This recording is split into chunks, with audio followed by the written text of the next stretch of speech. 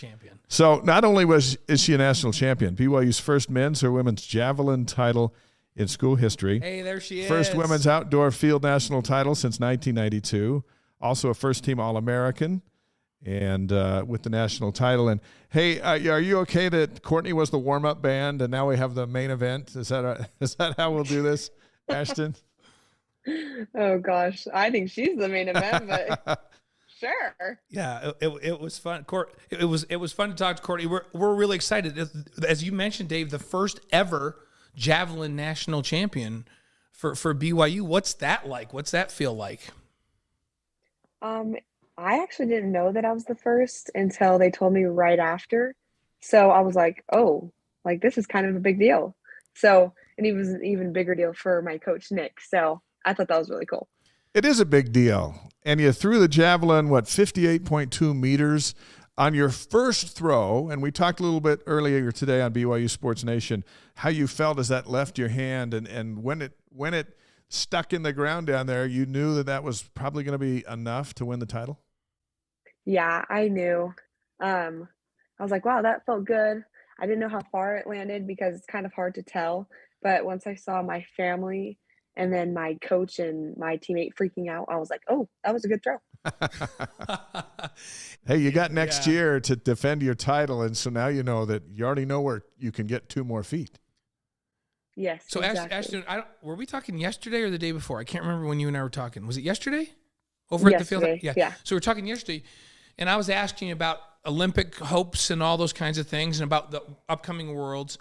And you were telling me, you're breaking down your throw and saying, no, Blaine, I can get more distance. There's some things that I need to fix. So tell us about that. Like you were very meticulous in kind of breaking down what you need to do to get it out there and be an Olympic competitor. Yeah. So I need to build more speed. I needed to, sometimes when I put more speed into it, I lose my flight, I lose my tip, and it like goes straight in the air instead of like forward. So I need to work on that, but I still want to add a little more speed into it. I need to stay a little bit more closed and be more patient with the javelin and let my hips come through before my arm. I know I can get stronger. There's just like so many things that I know I can do to be better next year. So that's really cool to know. One thing you do know you can do is come back from things. When we think of Tommy John surgery, we think of pitchers. But after your first throw, as a sophomore, you needed Tommy John surgery to continue your career. What was that like and your comeback? And then as you now are a national champion, kind of the full circle of your dream. Yeah. So when I tore it, I knew I tore my UCL. Like it was like a pop and then a burn. And I was like, oh, this is not a good feeling.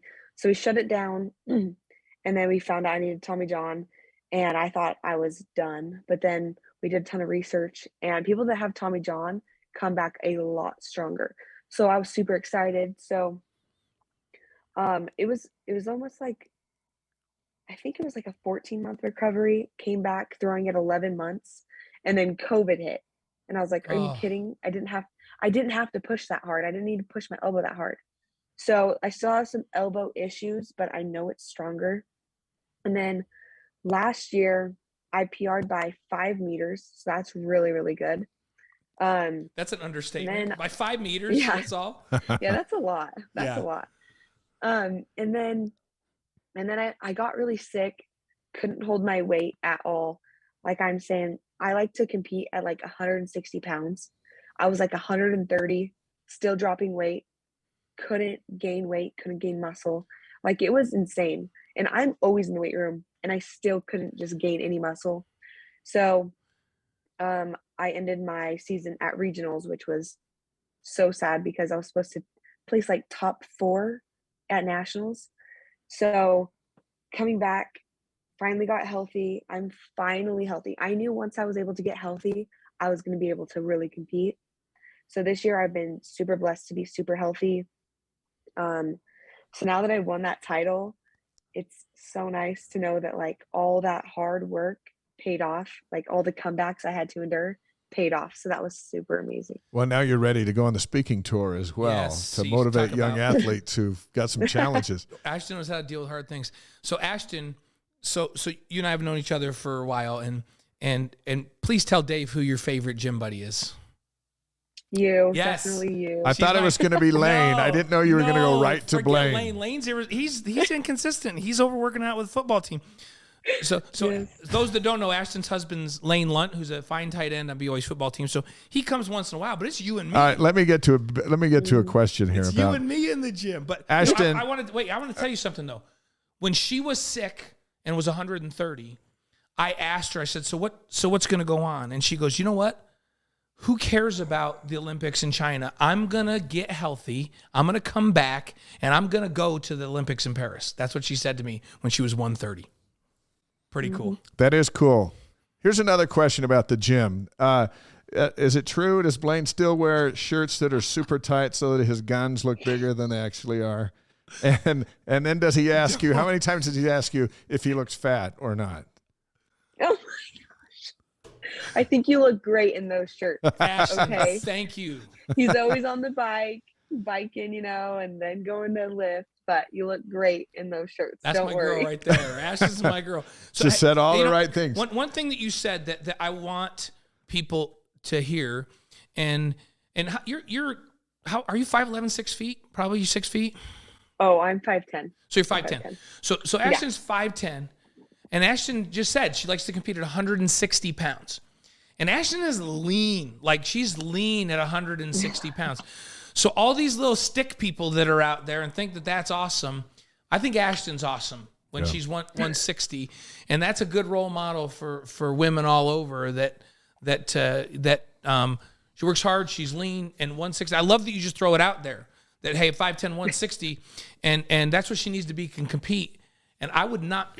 She can take you and I guarantee you that. I don't think there's any question. Ashton can beat the crap out of She can also both of us. take out the Hadley brothers because now she's the most famous athlete from Conner, Washington. Absolutely. Oh, yeah. Absolutely. So you've taken those football guys out, and you can take Blaine out. What about with Lane, who's on the BYU football team? What is it like for a young couple like the two of you in both athletic scholarships, both with athletic demands, and also trying to have a marriage and kind of a normal life? How's that going? Well, I always think I have a normal life, and then I ask like my friends that are also married, like, "Oh yeah, like you never see him, right?" And they're like, "No." It's like super weird. So when I wake up like 6, go do my homework and school, and then I have practice, and then I'm home, and then Lane's at practice from like 12 to 7. And then I'm still at the gym from like 7 to 10. So I never see him. And then when he's in season, I'm on off season. And then when I'm in season, he's in off season. So we never get a vacation.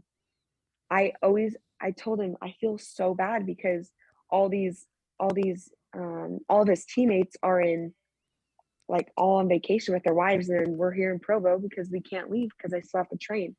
So I remember thinking when I see all these things on Instagram of all these people, I'm like, I better freaking win because I want to be on a beach somewhere. Don't believe half the stuff you see on that social media stuff. I know. Just keep doing what you're doing. You're doing great stuff. And by the way, when you guys do finally get done with these great athletic careers and start having kids, BYU wants them to sign national letters of intent right now. Right. They'll have an NIL deal all figured out. We always talk then. about the greatest athletic couples. You know, you got Bronson and Hillary, the Kafusis.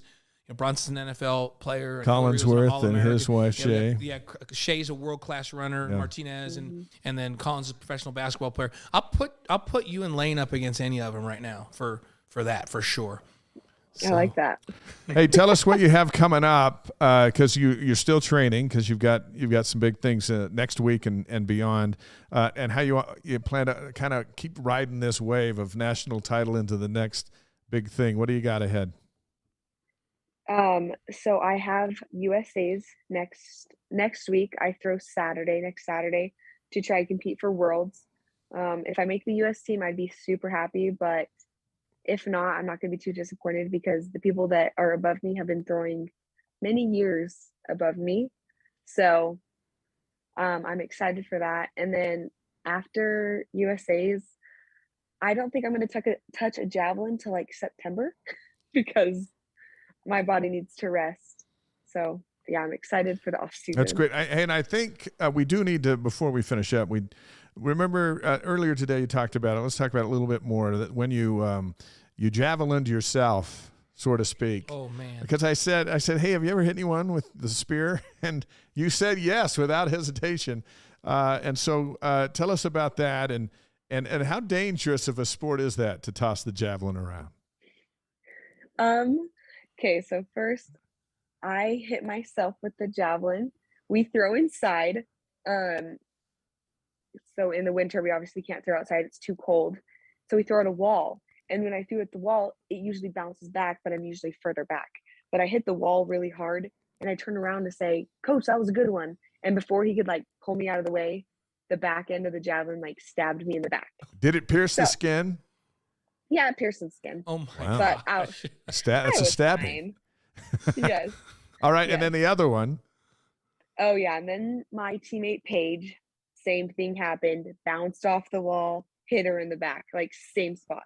So we have matching scars. Oh my goodness. Whenever they're tossing the javelin at these track meets, I'm thinking to myself, how is that a good idea or a safe idea? Because you're chucking it as far as you can, and there's people all over the place.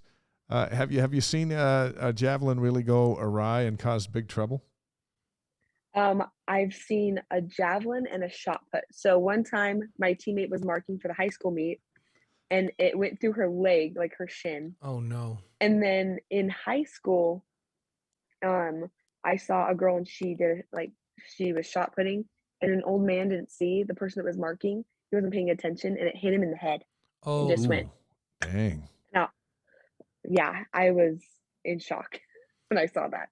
Dangerous sport. See, people talk about football. That's nothing. No one's throwing spears at you in football. Yeah, you don't. Yeah. So, hey, we're proud of you, how you represent BYU, and I know you're planning to come back and try to go back to back next year as a national champion and lead this team that finished 9th overall. And you mentioned before that there's a lot of youth in this group, and BYU is going to be rock solid for years to come in track and field. And when are Dave and I going to come watch you in Paris? When is that? 2024. 2024. We're on target. We're still on target for that, right? We'll take the show over there. Yes. We're on target for that. 2024. We're going to go watch Courtney and we're going to watch both of you in 2024 in Paris, right? Yeah. I can't definitely. wait. That's going to be awesome. We feel bad for every other guest on this show because 2 national champions, By the way, we just started this show a few weeks ago. This is the first time we've had guests, and we said we can only have national champs on this show. So Ashton and Courtney, our 2 national champs, they kick this thing off, and it's going to be all downhill from here because nobody's going to be able to match you 2. Hey, and we hope you come back. We hope you come back and hang out with us. We're fascinated with your career, and congratulations again. Thank you so much, guys. Thanks, Ashton. See you at the gym. Yeah, see you at the gym. Yeah, spot him, please. We don't need more injuries on this show. True. Thanks, Ashton. See you guys. All right. Thank you. How about that? 2 national champions on the Wise Guys tonight. How awesome is in our that? global live stream, and we appreciate the comments coming in from all over the place. And